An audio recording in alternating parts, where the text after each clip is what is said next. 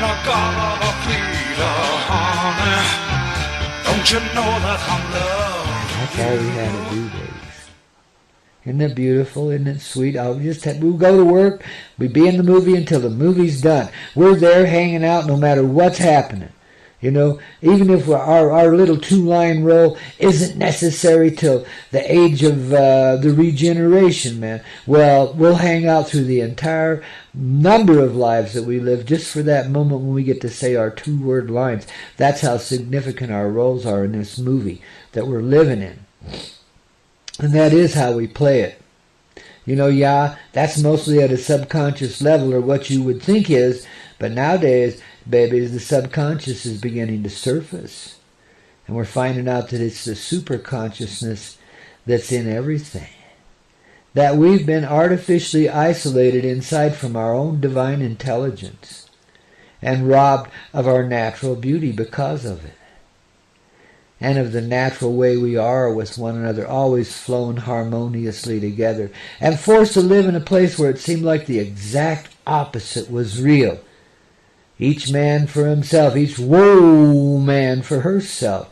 And it made us kind of ugly at times, man. It made us really temperamental and, you know, difficult to deal with, because we were coming from a point of lack all the time. We knew we were missing something. We knew that, you know, and in our heart, just like me, I got a little angry because of the way things have been. Well, we were a little angry because of that, because we knew better. And that's what's brought this rage forward in this reality and caused wars.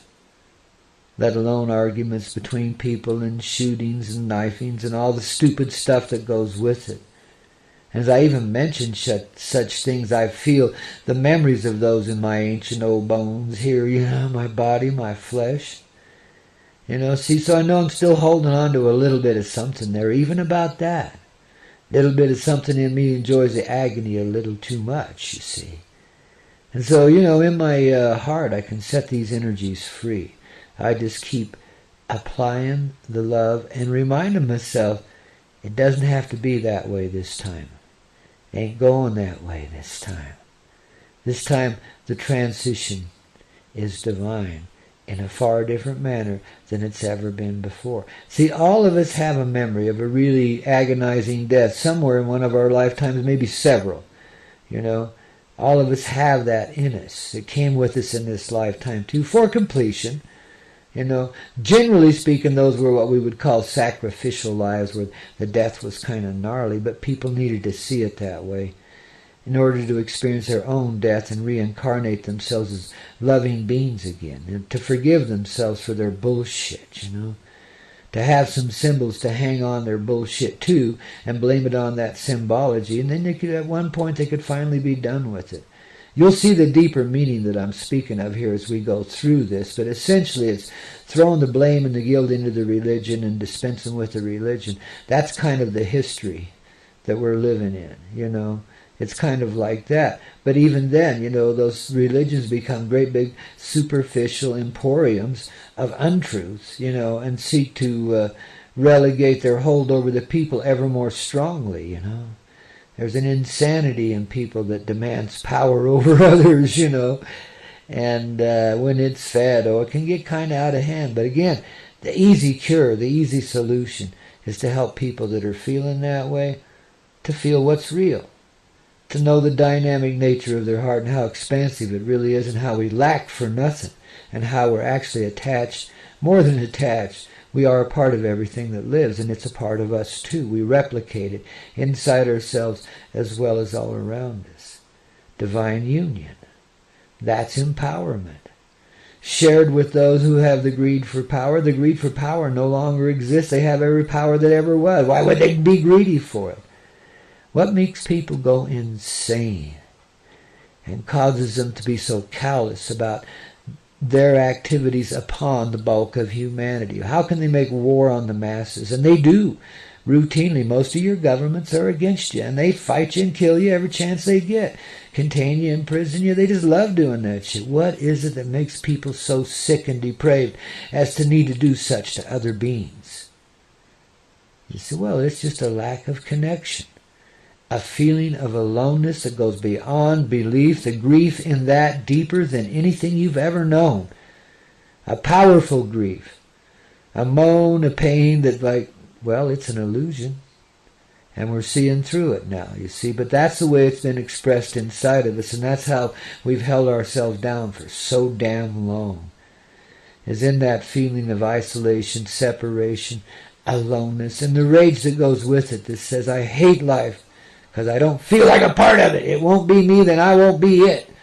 You know, that kind of stuff. It's a little childlike thing inside of us. We're always moving from childlike behavior, always.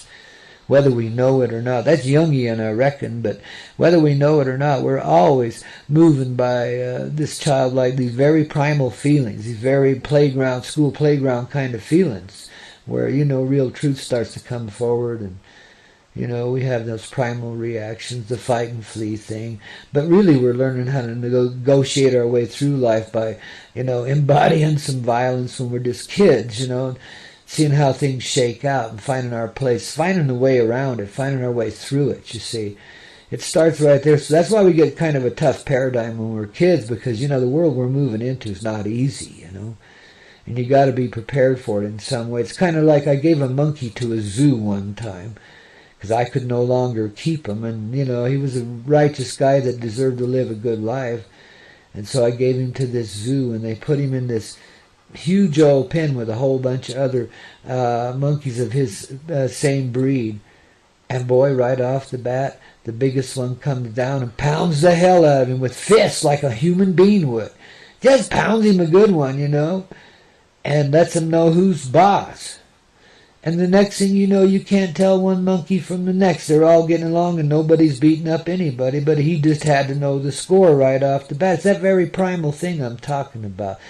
The kid thing, and learning your place in it, you know, by getting the shit kicked out of you most of the time. Yeah, one way or another. It doesn't matter if you're the bully or the victim. It's still harrowing and a hard experience in the missing of the hard energies. You know, it's really one of the most hurting places ever there was. To be that lost in life that you feel disconnected from everything. And so everything you do is a compensation for that. Including the act of regenerative love, that which drives us on and makes us want all these special moments with other beings, to realize our empowerment in them as well as ourselves. But it comes from the emptiness, you know, and most of our thoughts and feelings in those areas are driven by that emptiness, you know. And that's why we make so cotton-picking many mistakes. And we move too fast, or we you know, just don't pay attention to the warning signs as we're moving into a situation, etc., you know. Just get ourselves in a whole heap of trouble because we really want to be loved and we want to be loving. You know, we really want to be able to share that in a deep feeling way. Every human being has this. Again, no matter how evil you might think yourself to be or portray yourself as. A lot of people delight in their evil image in the world. They think it's a great way to be famous, people. You know, pay attention. Learn to move beyond your hatreds, you see. Understand they're just projecting a persona into this reality much in the same way you are. Only they're a hell of a lot more phony about it because they don't have any basis in reality. They feel completely detached from all life. Whereas you only feel partially detached. You're still a feeling, caring human being. You've retained a certain amount of that conscious presence no matter what. Some people just can't. They get obliterated in their childhood. It's a long story, and I'll tell it to you sometime. It really hurts, though, and you don't want to know any of the real gritty details. Who needs it? You know what I mean? Just know that those people are extremely messed with as children, and this is what makes them so cold and so far removed from life as to be the insane and power-hungry beings that they've been. And been is the key word here, because no longer is this energy in motion. We've taken the steam out of the engine, we've taken the wind out of the sails, babies, and there's no propulsion for it any longer. You know, and this old stumbling block that's been in our way for so long, where the power mad only got crazier, is falling out. Finally, man, the bottom's falling out from under it, you know. That's why I can safely say the Nazi empire that thinks it's here to stay is on its way, and it's gone already. You see, it never really got empowered here in the way it wanted to. It's tried and tried for years and years. I've watched it in my lifetime try to impose itself this way and that way. Do this and do that, you know. The most blatant of it's, of course, been in the 2000s when old Georgie boy was being the puppet in the funny farm, you know what I mean? But who cares? We set it free. We don't live in that empty place, and because we don't, then we know they don't either, you see? That's how I can safely say it's over. The wind's gone, because see what we're feeling? As a unified group, as a unified heart, as a person inside of ourselves. Well, that's unity, babies, and that's unity with all that be. That's that feeling. Or at least the very beginning of it, you know. It's starting to unfold inside of us. You'll find it becomes very multidimensional very quickly. And your understanding will increase with leaps and bounds now that you've received of this energy of enlightenment and awakening, you know, and you've empowered your heart to be more closely associated with the center of the earth, which is the center of yourself. All of it unified with all that lives. Again, see how that changes everything? The old pining away for this and that, the ancient loneliness that drove us along, it dissolves away. It's alive, baby. And all the anger that goes with it, it's just what we felt, pain in the separation. And that was our ways of expressing it. It's over. Yeah, it was kind of a nightmare, but it's over. We dreamed our way through it. We made it. The sun is arising inside. Your heart is aware of its presence within you for the first time in a long time. Welcome home, my divine darlings. Welcome home.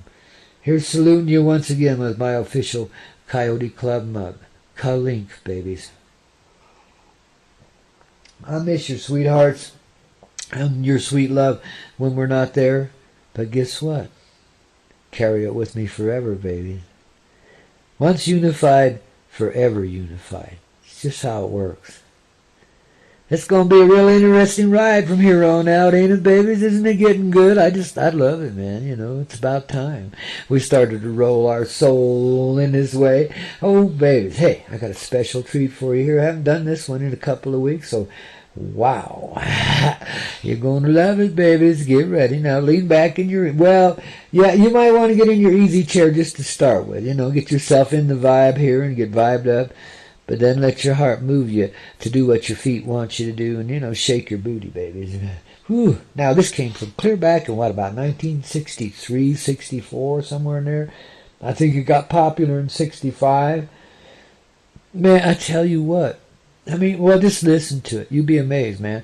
Now, let's see. That was 400 years ago, right? 1965, man. That's a long time. Say it isn't so, Grandpa.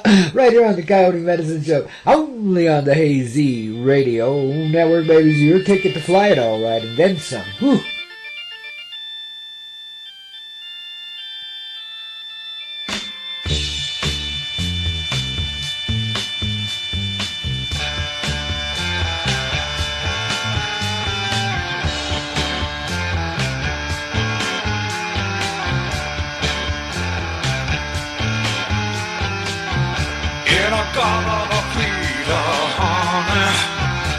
Don't you know that I'm loved?